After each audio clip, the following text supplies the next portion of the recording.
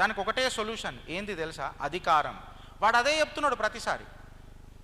मेरा भाई क्या पीएचडी करा, क्या मेरा भाई डॉक्टर पढ़ा, क्या मेरा भाई एक्टर बना, इदेम లేదు ఇడాలకు.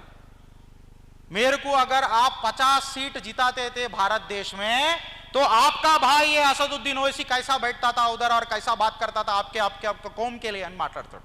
అంటాడా? మన జాతి గురించి నేను ఎంత ఆడు ఎంతసేపు రాజ్యాధికారం గురించే మాట్లాడుతున్నాడు. ఇవాళ మనం మాట్లాడుకున్నాడు కాదు, సాక్షాత్తు ఆచార్య చాణక్య, తెలుసు కదా చాణక్యుడైతే, ఆయననే అన్నాడు ఒక మాట.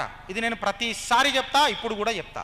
ధర్మస్య మూల్యం అర్థస్య, అర్థస్య మూల్యం రాజ్యస్య, రాజ్యస్య మూల్యం వినయస్య, వినయస్య మూల్యం వృద్ధ సేవస్య అని చెప్పిండు ఆచార్య చాణక్యుడు. అంటే నీకు ధర్మం నిలబడాలనంటే ధూపదీప పెట్టనీక కూడా నీకు చిన్న పితికంతా ధనం ఉండాల. నీకు ధనం ఉండాలనంటే ఖచ్చితంగా నీకు రాజ్యం ఉండాల.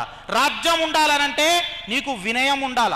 వినయం ఎప్పుడు వస్తుంది అని అంటే, నిన్న మొన్న ఒట్టిన పిల్లగాడి పైన నీకు ఎంత ప్రేమ ఉంటుందో, రేపో మాపో చచ్చిపోయే మీ తల్లిదండ్రుల మీద, మీ తాతల మీద, మీ ముత్తాతల మీద కూడా అంతే ప్రేమ ఉన్నప్పుడే దేశం బాగుపడుతుంది అని చెప్పి ఆచార్య చాణక్యుడు చెప్పింది.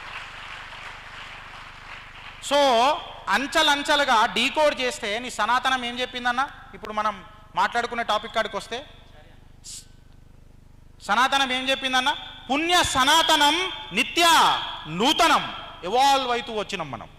అదేదో బుక్లో రాయని మనం నమ్మలే, మనం ప్రశ్నించినాం. సాక్షాత్తు జగద్గురు శంకరాచార్యుల వారు కూడా భారతదేశం మొత్తం తిరిగి ఇది ఇట్లా కాదు మతం, ఇది ఇట్లానే ఉండదని చెప్పలే. నేర్చుకో, నువ్వు నాతో కొట్లాడు, వాదానికి రా, వాగ్వాదానికి రా,